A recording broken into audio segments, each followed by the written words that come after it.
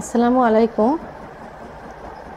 আমি প্রভাষক doctor Rikta Parvin, chamber সেবা হোমিও কমপ্লেক্স অ্যান্ড সেবা ডিজিটাল ল্যাব, উপজেলা মডেল মসজিদের পূর্ব পাশে, শিমুলিয়া, মাগুরা। আমি যেহেতু বন্ধ্যাত্ব এবং যৌন রোগের উপর বেশি প্রাধান্য দিয়ে থাকি, তাই আজকে একটি গুরুত্বপূর্ণ যৌন মেডিকেল টিপস নিয়ে কথা বলবো। অনেক ভাইয়েরা কমেন্টসের মাধ্যমে জানতে চেয়েছেন বা ফোন দিয়েও অনেকে জানতে চান যে তাদের প্রাইভেট অঙ্গের আগা মোটা, গোড়া চিকন, এতে তাদের সমস্যা হবে কি না এবং বিয়ে করলে পরবর্তীতে কি হবে। তো আসলে সব কমেন্টসের মাধ্যমে অ্যান্সার দেওয়া যায় না, ফোনেও কথা বলা যায় না। তাই আজকে আমি ভিডিওর মাধ্যমে এ বিষয়ে বলছি, আপনারা সবাই জানতে পারবেন।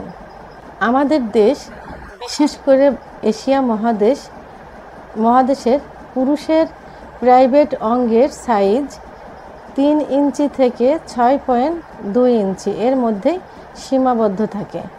তাই এর যে সাইজটা, এটা যে সমানই হতে হবে, অর্থাৎ আগার থেকে গোড়া পর্যন্ত একই লেভেলে থাকবে, এটা তো হতে পারে না। সাইজ ঠিক আছে, বাট আগা মোটা হতে পারে, গোড়া চিকন হতে পারে, একদিকে বাঁকা হতে পারে, এটা কোনো সমস্যা নেই, এটা গড গিফটেড। আমাদের দেশ বাদে বাইরের দেশ, বিশেষ করে জাপান এবং চায়নাদের পেনিসের সাইজ 3 থেকে 3.5 ইঞ্চি এবং এদের গোড়ার দিকে চিকন থাকে, সামনের দিকে মোটা থাকে, তারপরেও কিন্তু এরা সুখীভাবে জীবনযাপন করে। তা সেই তুলনায় বাংলাদেশের পুরুষদের প্রাইভেট অঙ্গের সাইজ ঠিক আছে এবং যে আগামোটা গোড়া চিকুন, এটা কোনো সমস্যাই না। তো আর এই যে আগামোটা গোড়া চিকুন, এটা রুগীদের মনে ইস্টাবলিশড করছে যারা রোডের পাশে বাজারে ক্যানভাসার থাকে অথবা ভুয়া কিছু হার্বাল প্রতিষ্ঠান থাকে, যেখানে এই ধরনের রুগী গেলে ওরা বলে যে তোমরা শেষ হয়ে গেছো, তোমরা হস্তমৈথুন বা মাস্টারবেশন করতে করতে তোমরা তোমাদের প্রাইভেট অঙ্গটাকে শেষ করে ফেলছো, তোমাদের বউ থাকবে না ইত্যাদি। এই কথাটা তাদের মনের ভিতরে ঢুকে গেল এবং এরা মানসিক চিন্তায় ভুগতে থাকে, একসময় মানসিক রোগে আক্রান্ত হয়ে যায় এবং এদের মনে বদ্ধমূল ধারণা থাকে যে এদের পেনিস ঠিক নেই, এদের পার্টনার থাকবে না, এদের স্ত্রী থাকবে না। তখন তারা এটা নিয়ে সবসময় ভাবতে থাকে, ভাবতে একটা সময় তারা মানসিক রোগে আক্রান্ত হয়ে যায়। তবে হ্যাঁ, যদি কেউ অতিরিক্ত মাস্টারবেশন বা হস্তমৈথুন করে থাকে এবং এই হস্তমৈথুন করার পূর্বে যদি তাদের পেনিসের সাইজ ঠিক থেকে থাকতো এবং আগামোটা গোড়া চিকন না থাকতো, এই হস্তমৈথুন করার ফলে যদি এইটা হয়ে থাকে, তাহলে অবশ্যই আমাদের মনে করতে হবে যে এটা হস্তমৈথুন করার কারণে হয়েছে।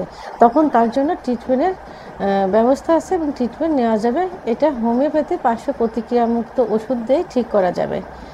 এর একটি প্রধান ওষুধ হলো বেলিস্প্রেনিস। এর 30 শক্তি 2 ফোঁটা করে জিহ্বার উপর দিয়ে সকালে এবং রাত্রে খাবার আধা ঘন্টা পর খেতে হবে 3 মাস। একই ওষুধের অর্থাৎ বেলিস্প্রেনিস মাদার টিংচার পরিমাণ মতো পানির ভিতর 30 ফোঁটা ঔষধ মিশিয়ে পাতলা কাপড় দ্বারা পেনিসের উপর অর্থাৎ প্রাইভেট অঙ্গের উপর প্রলেপ দিতে হবে 10 থেকে 15 মিনিট সকালে এবং রাত্রে। এটাও 3 মাস করতে হবে।